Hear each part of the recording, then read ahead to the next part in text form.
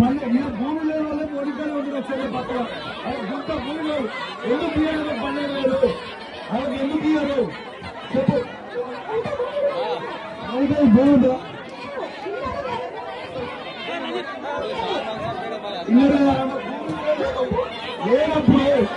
లేనప్పుడు ఎంతవరకు కరెక్ట్గా పేరు ఎందుకు రాయాలి అలా పేరు ఎందుకు రాయాలి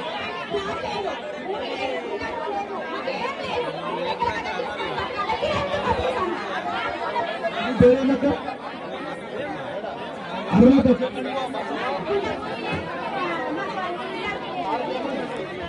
పేరేందక్క